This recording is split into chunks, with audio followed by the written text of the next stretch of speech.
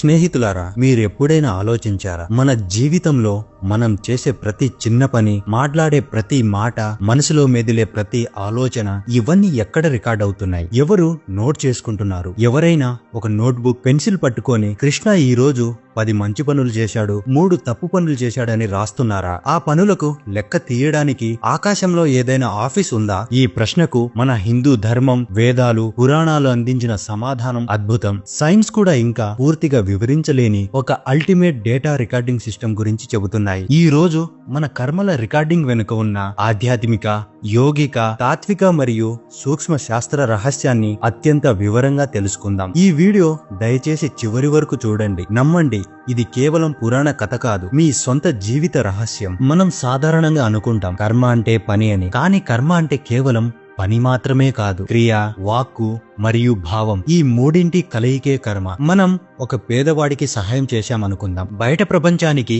అది మంచి పని, కానీ మన మనసులో నేను గొప్ప అని అందరూ అనుకోవాలనే గర్వం ఉంటే అప్పుడు రికార్డ్ అయ్యే కర్మ ఏది? దానమా లేక గర్వమా? ఇక్కడే మనకు చిత్రగుప్తుని కాన్సెప్ట్ అవసరమవుతుంది. పురాణాల ప్రకారం, ముఖ్యంగా గరుడ పురాణం మరియు బ్రహ్మాండ పురాణంలో చిత్రగుప్తుని సృష్టి గురించి వివరంగా ఉంది. సృష్టికర్త అయిన బ్రహ్మదేవుడు సృష్టిని ప్రారంభించిన తరువాత మానవులు చేసిన కర్మలు లెక్కలు రాసేవారిని సృష్టించమని యమధర్మరాజుకు చెప్పాడు. అయితే కర్మల యొక్క విస్తృతమైన లెక్కలను, సూక్ష్మమైన భావాలను, అసాంఖ్యకమైన జన్మల డేటాను సాధారణ దేవతలు నిర్వహించలేకపోయారు. అప్పుడు బ్రహ్మదేవుడు 11,000 సంవత్సరాల పాటు ఏకాగ్రతతో యోగ సమాధిలోకి వెళ్లి కేవలం తన చిత్తం నుండే ఒక శక్తివంతమైన రూపాన్ని సృష్టించారు. ఆ రూపమే చిత్రగుప్తుడు. చిత్రగుప్తుడు అనే పదంలోనే అతని రహస్యం ఉంది. చిత్ర అంటే కేవలం బొమ్మ లేదా చిత్రం మాత్రమే కాదు. చిత్ర అంటే చిత్తంలో ఏర్పడే ముద్ర అని అర్థం. ఒక జ్ఞాపకం, ఒక ఎమోషన్ యొక్క రూపాన్ని చిత్ర అంటారు. గుప్త అంటే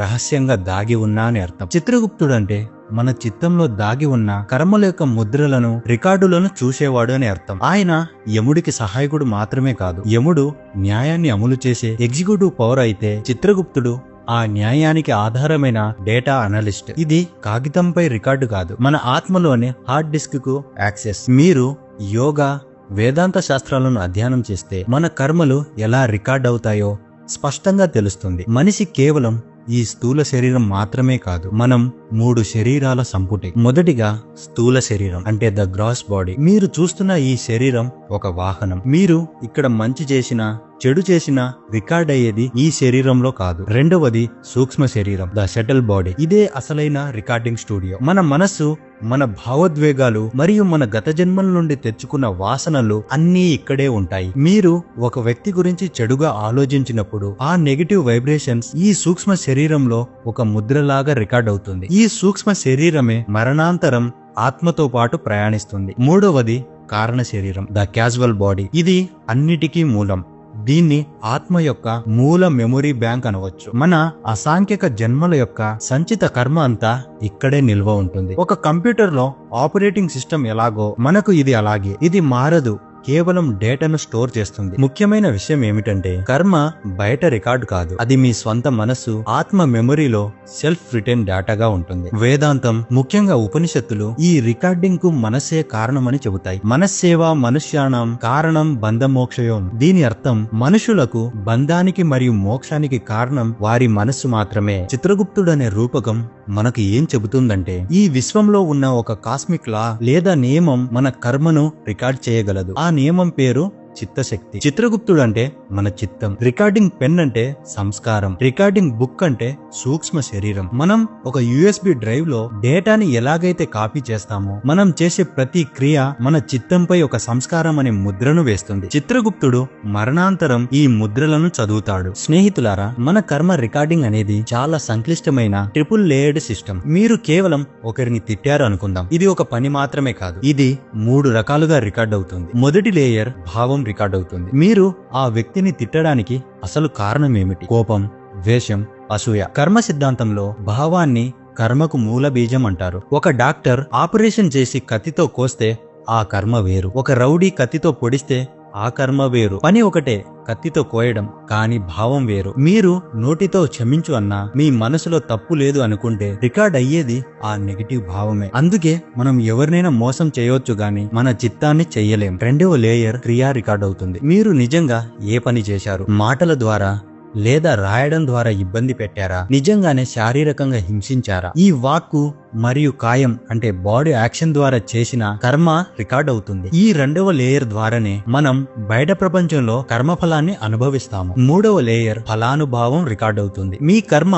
ఇతరుల జీవితంలో ఎంత ఆనందాన్ని ఇచ్చింది, ఎంత బాధను కలిగించింది అనే దాని మీద. మీరు 10 రూపాయలు దానం చేశారు. ఆ 10 రూపాయలు ఒక వ్యక్తికి ప్రాణదానం చేస్తే, ఉదాహరణకు మందులు కొనడానికి సహాయపడితే దాని ప్రభావం ఎక్కువ. ఆ వ్యక్తి ఆనందం, కృతజ్ఞత వైబ్రేషన్స్ మీ కర్మ అకౌంట్ లో జమ అవుతాయి. అందుకే శ్రీకృష్ణుడు గీతలో చెబుతాడు, కర్మఫలం మీది కాదు, కర్మ ఎంపిక మీది. దీని అర్థం ఒక పని చేసే స్వేచ్ఛ మీకుంటుంది, కానీ ఆ పని యొక్క ఫలితం, దాని ప్రభావం ఈ విశ్వం నిర్ణయిస్తుంది. చిత్రగుప్తుడు ఈ 3 లేయర్ల డేటాను ఒకేసారి విశ్లేషిస్తాడు. అందుకే ఈ సిస్టమ్ అల్టిమేట్. మన పూర్వీకులు చిత్రగుప్తుని గురించి చెప్పిన ఈ కాన్సెప్ట్ ను ఈ రోజు ఆధునిక ప్రపంచం ఎలా వివరిస్తుందో చూడండి, ఆశ్చర్యపోతారు. క్వాంటమ్ ఫిజిక్స్ ప్రకారం ఈ విశ్వంలో ప్రతిదీ శక్తి. మన ఆలోచనలు, భావాలు కూడా శక్తి యొక్క రూపాలే. మనం ఒక ఆలోచన చేసినప్పుడు ఆ శక్తి ఈ విశ్వంలోకి విడుదలవుతుంది. ఇది ఆకాశ తత్వం ద్వారా ప్రయాణించి తిరిగి మన దగ్గరికే వస్తుంది. ఆధునిక యోగులు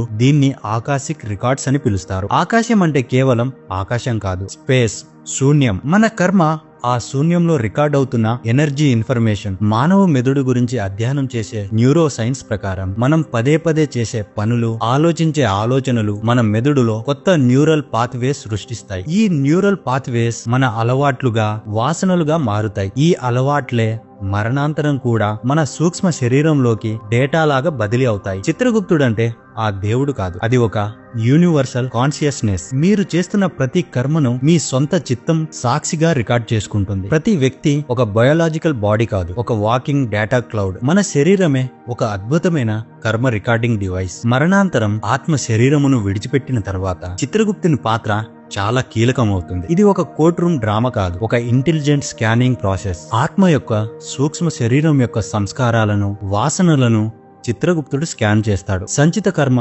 ప్రారబ్ధ కర్మ మరియు క్రియామాణ కర్మలలో ఏది ఎంత ఉంది, ఎంత పాపం ఉంది, ఎంత పుణ్యం ఉంది అని ఒక బ్యాలెన్స్ స్కేల్ లాగా లెక్క కడతారు. ఈ బాకిని మిగిలిన కర్మను తీర్చుకోవడానికి ఏ రకమైన వాతావరణం, ఏ రకమైన శరీరం, ఏ రకమైన కుటుంబం అవసరమవుతుందో నిర్ణయిస్తారు. చిత్రగుప్తుడు ఎప్పుడూ వివక్ష చూపడు. ఆయన నిందించడు, శపించడు, పొగడడు. ఆయన కేవలం ఒక సూక్ష్మ పరిశీలకుడు. మరణాంతరం మన జన్మను చిత్రగుప్తుడు నిర్ణయిస్తాడంటే మనకు స్వేచ్ఛ లేదా? ఉంది. మనకు గత జన్మల నుండి వచ్చేది కేవలం ఒక బ్లూ ప్రింట్ మాత్రమే. కానీ ఈ జీవితంలో ప్రతి క్షణం మనం ఎంచుకునే కర్మనే క్రియామాణ కర్మ. ఈ క్రియామాణ కర్మ ద్వారానే మనం భవిష్యత్తులో మనకు రాబోయే కష్టాలను మార్చుకోవచ్చు. కర్మ సిద్ధాంతం అంటే అదృష్టం కాదు, కర్మ సిద్ధాంతం అంటే స్వయం నిర్ణయ శక్తి. స్నేహితులారా, ఇంత గొప్ప ఆధ్యాత్మిక శాస్త్రీయ రహస్యాన్ని తెలుసుకున్న తర్వాత మన జీవితానికి మనం తీసుకు వెళ్లాల్సిన సందేశం ఏమిటి? మొదటిగా, మీరు ఏది చేస్తున్నారన్నది కాదు, ఎందుకు చేస్తున్నారన్నదే రికార్డ్ అవుతుంది. మీరు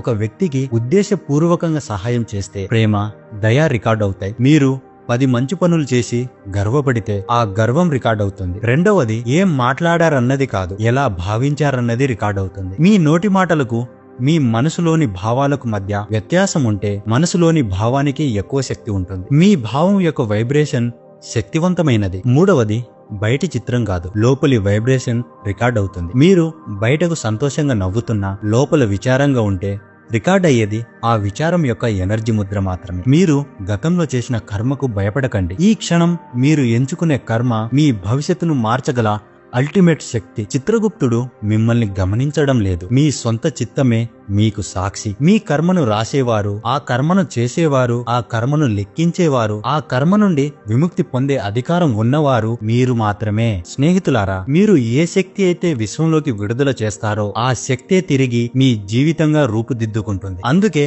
మీ ఆలోచనలను, భావాలను అత్యంత జాగ్రత్తగా, ప్రేమతో, దయతో నింపుకోండి. ఈ జ్ఞానం మీకు మరింత స్పష్టతను ఇచ్చిందని ఆశిస్తున్నాను. ఈ వీడియో గురించి మీ అభిప్రాయాన్ని, మీకు ఇంకా ఏ అంశాల గురించి తెలుసుకోవాలనుకుంటున్నారో కామెంట్ సెక్షన్ లో తప్పక తెలియజేయండి. వీడియో నచ్చితే లైక్ చేయండి, షేర్ చేయండి, మన ఛానల్ ను సబ్స్క్రైబ్ చేయడం మర్చిపోవద్దు. మరొక అద్భుతమైన మిస్టీరియస్ స్పిరిచువల్ టాపిక్ తో మళ్ళీ కలుద్దాం. శుభం. నమస్కారం.